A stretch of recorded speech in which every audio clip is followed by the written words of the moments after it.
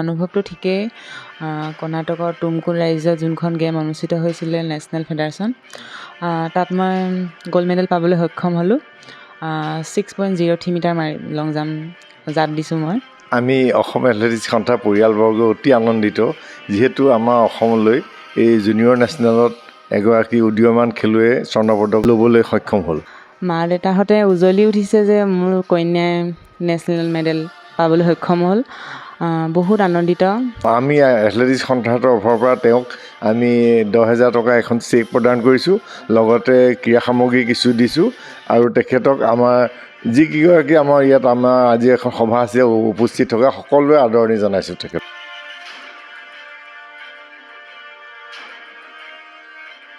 প্ৰাঞ্জল বৰুৱা আৰু তাৰপিছতে উত্তম হেণ্ডিকৈ, আৰু তেওঁলোক দুয়োকে মই তেওঁলোকৰ প্ৰতিভা আগতেই চকুত পৰিছিল আমাৰ, বিশেষকৈ আমাৰ কেইবাগৰাকী টেকনিকেল অফিচিয়েলৰ। গতিকে তেওঁলোকক এৰি দিবলৈ হাক দিছোঁ যে এই ছোৱালীগৰাকীক তোমালোকে আগবঢ়াই নিয়াত সহায় কৰা, এওঁ মানে ভাল ৰিজাল্ট কৰিব। আজি এই মেডেল কঢ়িয়াই অনাত আমি অতি গৌৰৱান্বিত হৈছোঁ। মুনমুন চেতিয়াকেই নহয়, আৰু উদীয়মান আমাৰ 4-5গৰাকী খেলুৱৈ অসমত এইবাৰ আমি চকুত পৰিছে। গতিকে আমি এটাইকেইগৰাকীৰ উজ্জ্বল ভৱিষ্যত কামনা কৰি আমাৰ ফালৰ আমি প্ৰচেষ্টা হাতত লৈছোঁ। গতিকে তেওঁলোকে যিমান পৰ্যায়ৰ ওপৰলৈ যাব পাৰে আমি সেইধৰণে সহায় কৰিবলৈ আমি প্ৰতিশ্ৰুতিবদ্ধ।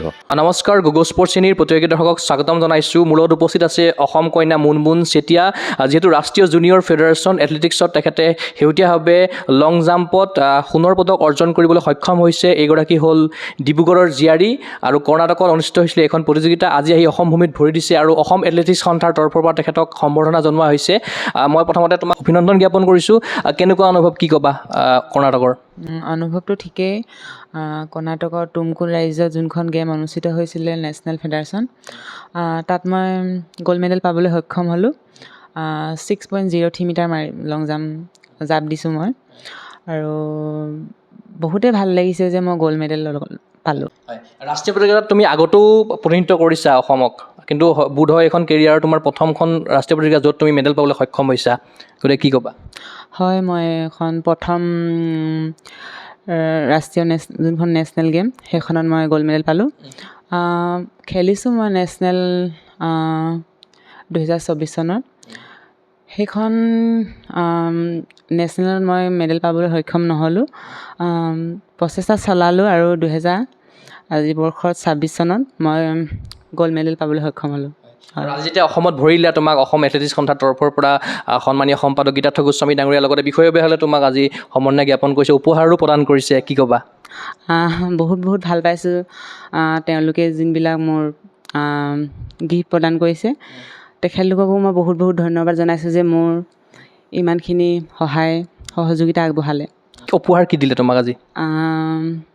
শ্বুজ এযোৰ দিছে আৰু টেক্সুট, লগতে চেক এখন দিছে 10,000 আৰু বেগ দিছে, ইমানেই। হয়।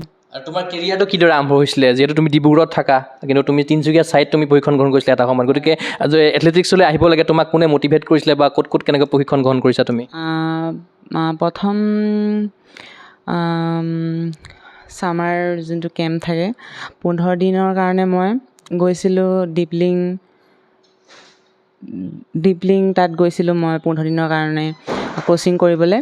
তাত মোক প্ৰাঞ্জল বৰুৱা ছাৰে তেখেতে মোক ভাল দক্ষতা দেখাইছোঁ বুলি তেখেতে মোক অলপ চাইছিলে, আৰু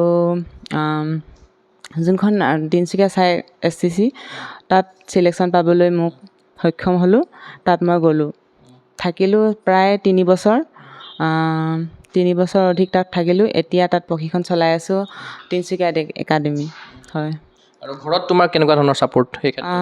ঘৰততো বহুত ছাপোৰ্ট কৰে, আগবাঢ়ি যোৱা এনেকৈ ভাবে আৰু। হয়।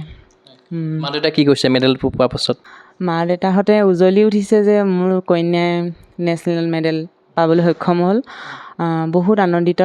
আৰু এই যাত্ৰাপথত তোমাক যিখিনি সহযোগিতা কৰিলে অসম এথলেটিক্স সন্থাকে ধৰি পেলাই বিভিন্ন পৰিয়ালবৰ্গ, সতীৰ্থ, গতিকে কি ক'বা? কিদৰে ধন্যবাদ জ্ঞাপন কৰিবা? প্ৰশিক্ষকসকলক কিদৰে ধন্যবাদ জ্ঞাপন কৰিবা? তেওঁলোককতো মই কিদৰে ধন্যবাদ জনাওঁ, এইটো মোৰ কাৰণে বহুতেই কম পৰিব। বহুত ধন্যবাদ জনাইছোঁ যোনসকলে মোক সহায় কৰিলে ইমান আগবাঢ়ি যাবলৈ। বিশেষকৈ আমাৰ সিদ্ধাৰ্থ গোস্বামী ছাৰ, সিদ্ধাৰ্থ গোস্বামী ছাৰক মই বহুত বহুত ধন্যবাদ জনাইছোঁ, তেখেতে মোক ইমানখিনি সহায় কৰাৰ বাবে। আৰু তোমাৰ সপোন কি আছে এথলেটিক্সক লৈ পেলাই? সপোন ইণ্টাৰনেশ্যনেল খেলা আৰু অলিম্পিক মানে। এবাৰ যদি তুমি মেডেলটো দৰ্শকসকলক দেখাই দিয়া। হয়, এইটোৱে হ'ল ৰাষ্ট্ৰীয় জুনিয়ৰ ফেডাৰেশ্যন এথলেটিক্সত মুনমুন চেতিয়াই সোণৰ পদক অৰ্জন কৰি অসমলৈ ঘূৰি আহিছে। এই মুহূৰ্তত আমি তেখেতৰ লগত কথা পাতিলোঁ। আৰু তুমি আজি ডিব্ৰুগড়লৈ যাবাগৈ নহয় জানো? কেতিয়া আছে তোমাৰ গাড়ী? এতিয়া প্ৰায় লেটেই হৈছে, অলপ সময় উলিয়াইছোঁ তাকে। নিশ্চয়কৈ পৰৱৰ্তী সময়ৰ বাবে তোমাক শুভেচ্ছা জ্ঞাপন কৰিলোঁ। ধন্যবাদ। আৰু এই মুহূৰ্তত মই যাব বিচাৰিছোঁ অসম এথলেটিক্স সন্থাৰ সন্মানীয় উপসভাপতি কৰুণাধৰ দত্ত ডাঙৰীয়া ওচৰলৈ, যিহেতু অসম কন্যা এগৰাকীয়ে যিহেতু ৰাষ্ট্ৰীয় প্ৰতিযোগিতাত জিলিকি উঠিলে ৰাষ্ট্ৰীয় জুনিয়ৰ ফেডাৰেশ্যন এথলেটিক্স চেম্পিয়নশ্বিপত। তেখেতে সোণৰ পদক লাভ কৰিবলৈ সক্ষম হ'ল লং জাম্পত। গতিকে আজি আপোনালোকে সন্থাৰ তৰফৰ পৰা তেখেতক উপহাৰো প্ৰদান কৰিছে। গতিকে কেনেকুৱা লাগিছে, কি ক'ব? আমি অসম এথলেটিক্স সন্থাৰ পৰিয়ালবৰ্গ অতি আনন্দিত, যিহেতু আমাৰ অসমলৈ এই জুনিয়ৰ নেশ্যনেলত এগৰাকী উদীয়মান খেলুৱৈ স্বৰ্ণপদক ল'বলৈ সক্ষম হ'ল। গতিকে এই ক্ষেত্ৰত মই বিশেষভাৱে মোৰ ভাতৃপ্ৰতিম দুগৰাকী প্ৰশিক্ষক মানে মুনমুন চেতিয়াই য'ত মানে আৰম্ভণি কৰিছিলে, নিম্নমুদিয়াত পাদীপাঠ গ্ৰহণ কৰিছিলে, তেওঁ আমাৰ প্ৰাঞ্জল বৰুৱা আৰু তাৰপিছতে উত্তম হেণ্ডিকৈ। আৰু তেওঁলোক দুয়োকে মই তেওঁলোকৰ প্ৰতিভা আগতেই চকুত পৰিছিল আমাৰ, বিশেষকৈ আমাৰ কেইবাগৰাকীও টেকনিকেল অফিচিয়েলৰ। গতিকে তেওঁলোকক এৰি দিবলৈ হাক দিছোঁ যে এই ছোৱালীগৰাকীক তোমালোকে আগবঢ়াই নিয়াত সহায় কৰা, এওঁ মানে ভাল ৰিজাল্ট কৰিব। আজি এই মেডেল কঢ়িয়াই অনাত আমি অতি গৌৰৱান্বিত হৈছোঁ। আজি যিহেতু সম্বৰ্ধনা জ্ঞাপন কৰিলে এথলেটিক্স সন্থাৰ তৰফৰ পৰা, উপহাৰো প্ৰদান কৰিছে তেখেতক। আমি এথলেটিক্স সন্থাৰ তৰফৰ পৰা তেওঁক আমি 10,000 টকা এখন চেক প্ৰদান কৰিছোঁ, লগতে ক্ৰীড়া সামগ্ৰী কিছু দিছোঁ। আৰু তেখেতক আমাৰ যিকেইগৰাকী আমাৰ ইয়াত আমাৰ আজি এখন সভা আছে উপস্থিত থকা সকলোৱে আদৰণি জনাইছোঁ তেখেতক। আৰু এক্সপ'জাৰ টুৰৰ কাৰণে মুনমুন চেতিয়াক বাহিৰলৈ পঠিওৱাৰ কিবা পৰিকল্পনা আছে নেকি আপোনাৰ সন্থাৰ তৰফৰ পৰা? এই ক্ষেত্ৰত আমাৰ সচিব সম্পাদক ডাঙৰীয়াই বিশেষভাৱে আমাৰ JSWৰ লগত যোগাযোগ ৰাখিছে, আৰু বিশেষকৈ পোনপটীয়াকৈ JSWয়ে ক্ৰীড়া ক্ষেত্ৰখনতে তেওঁলোকক যোগাযোগ ৰাখিছিল। গতিকে আমাৰ তৰফৰ পৰা আমি তেওঁলোকৰ লগত আৰু আমাৰ টাটা একাডেমি আছে, তেওঁলোকৰ লগতো আমি যোগাযোগ ৰাখিছোঁ, যাতে তেওঁ আৰু ওপৰলৈ উঠাই নিয়াত যাতে প্ৰশিক্ষণ গ্ৰহণ কৰিব পাৰে। আৰু মুনমুন চেতিয়া যিহেতু ইয়াৰ আৰম্ভণিয়ে বহুখিনি আগুৱাই যাব লগা আছে, বহুখিনি গুৰুত্বপূৰ্ণ টুৰ্ণামেণ্ট আহিব, এছিয়ান গেমছক হওক, কমনৱেলথ গেমছ হওক, এনেকুৱা ধৰণৰ টুৰ্ণামেণ্টো থাকিব। গতিকে আপোনালোকৰ কিমানখিনি আশা আছে মুনমুন চেতিয়াক লৈ, বা কেনেকুৱা পৰ্যায়ত মুনমুন চেতিয়া আপোনালোকে চাব বিচাৰে? আমি মুনমুন চেতিয়াকেই নহয়, আৰু উদীয়মান আমাৰ 4-5গৰাকী খেলুৱৈও অসমত এইবাৰ আমি চকুত পৰিছে। গতিকে আমি কেইগৰাকীৰ উজ্জ্বল ভৱিষ্যত কামনা কৰি আমাৰ ফালৰ আমি প্ৰচেষ্টা হাতত লৈছোঁ। গতিকে তেওঁলোকে যিমান পৰ্যায়ৰ ওপৰলৈ যাব পাৰে আমি সেই ধৰণে সহায় কৰিবলৈ আমি প্ৰতিশ্ৰুতিবদ্ধ। নিশ্চয়কৈ এয়া আছিল কৰুণাধৰ দত্ত ডাঙৰীয়া, অসম এথলেটিক্স সন্থাৰ জ্যেষ্ঠ উপসভাপতি। তেখেতে জনালে তেখেতৰ মন্তব্য। যিহেতু আকৌ পুনৰবাৰ কৈছোঁ, ৰাষ্ট্ৰীয় জুনিয়ৰ ফেডাৰেশ্যন এথলেটিক্সত অসম কন্যা মুনমুন চেতিয়াই স্বৰ্ণপদক অৰ্জনেৰে অসম মাতৃক গৌৰৱান্বিত কৰিলে। কৰ্ণাটকত অনুষ্ঠিত হৈছিলে এইখন প্ৰতিযোগিতা, আৰু আজি অসম এথলেটিক্স সন্থাৰ তৰফৰ পৰা তেখেতক অসমীয়াৰ স্বাভিমানী গামোচাৰ লগতে উপহাৰেৰে প্ৰদানেৰে তেখেতক উৎসাহিত কৰিলে।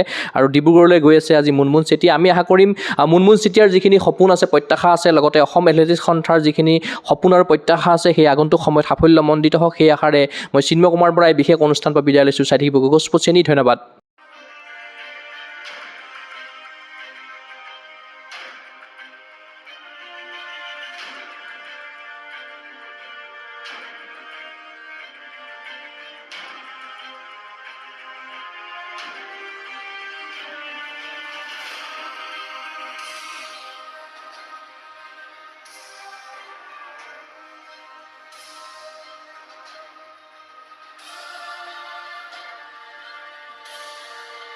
অসম তথা উত্তৰ পূবৰ কাৰাটে ক্ষেত্ৰৰ বাবে সুখবৰ।